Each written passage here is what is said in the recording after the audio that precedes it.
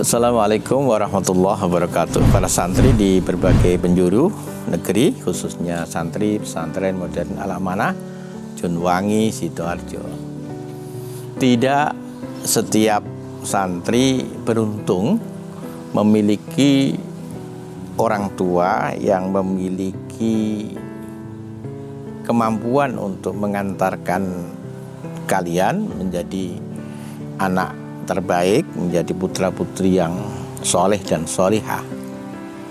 Banyak orang tua yang melakukan proses pendidikannya sekadar meniru dari orang tuanya dulu mendidik dirinya. Padahal zaman sudah berubah, lingkungan sudah berubah, tuntutan terhadap kehidupan juga sudah berubah, sehingga seringkali ada perbedaan antara anak dan orang tua. Para santri oleh karena itu memahami tentang bagaimana rata-rata orang tua mendidik putra-putrinya itu menjadi penting agar kalian bisa memahami bagaimana yang dilakukan oleh orang tua kepada kalian. Yang pertama, orang tua yang dalam mendidik anaknya dengan cara yang otoriter. Pokoknya kamu harus mengikuti bapak, kamu harus mengikuti ibu. Karena bapak dan ibu yang lebih berpengalaman, lebih banyak makan asam garam kehidupan. Kamu belum mengerti apa-apa. Ikutin saja apa kata pak, ikutin saja apa kata ibu. Kemudian batas-batas ditentukan, kamu tidak boleh begini, tidak boleh begini, tidak boleh begitu. Sehingga hidup rasanya sempit, hidup rasanya terkekang, hidup rasanya menjadi sangat sulit untuk bernafas dan seterusnya. Ini orang tua dalam cara mendidiknya adalah otoriter. Ada orang tua yang tidak peduli anaknya mau apa, kemana pergi, berteman dengan siapa, apa dia sekolah benar-benar masuk sekolah, atau kemudian bolos, tidak peduli. Yang penting kebutuhannya diberikan, kendaraan untuk sekolah diberikan, sangu bekal untuk sekolah diberikan, biaya sekolah dipenuhi, selebihnya terserah kamu. Ini orang tua yang dalam proses pendidikannya membiarkan anak untuk mengambil kebutuhan sendiri.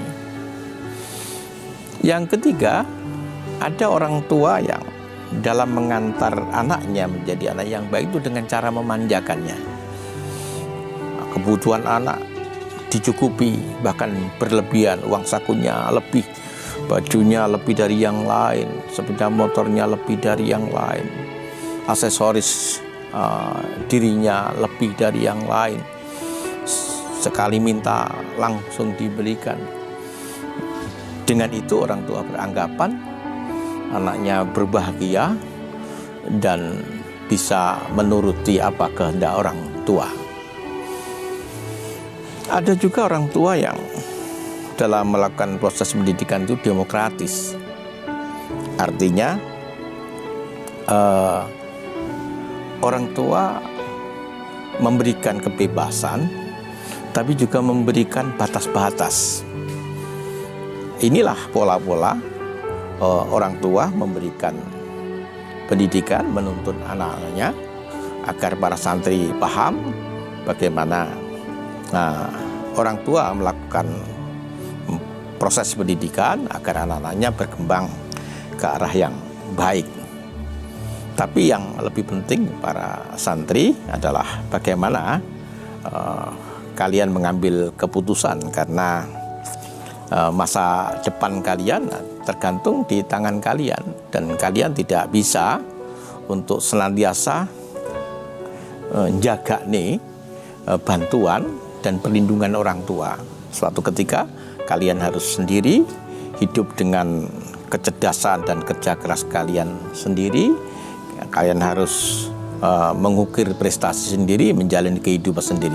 Oleh karena itu penting sejak dini ketika kalian sudah mengambil keputusan, saya harus mengambil sebuah keputusan. Apapun yang dilakukan oleh orang tua, kalian harus meniatkan di dalam hati. Kalian harus tumbuh berkembang menjadi orang yang berilmu, berakhlak, dan kokoh spiritualnya. Para santri, sebelum saya teruskan vlog ini, jangan lupa like, subscribe, dan share ke Instagram, Twitter, Facebook, dan media sosial yang lain. Kepada kalian yang sudah subscribe, saya sampaikan terima kasih. Moga-moga vlog-vlog baru, walaupun sederhana, bisa menghibur, bisa menjadi tontonan alternatif. Syukur bisa memotivasi kalian semua untuk menjalani kehidupan dengan penuh semangat dan gairah. Kalian adalah anak muda yang sangat ditunggu terhadap bangsa ini. Bangsa ini masih belum yang seperti kita inginkan, maka kehadiran kalian untuk menciptakan suasana yang lebih baik terhadap kehidupan bangsa dan negara ke depan sangat ditunggu. Para santri, di pesantren modern kita Al-Amanah itu dulu santrinya hanya 1-2 dari anak tetangga.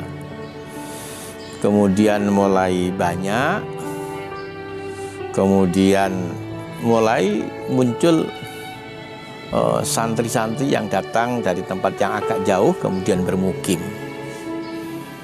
Santri yang awal-awal bermukim itu aneh dan menimbulkan semacam pertanyaan di hati. Apakah pesantren kita akan seperti ini ya? Karena santri yang pertama datang itu santri yang tidak punya kaki, tangannya hanya sebelah.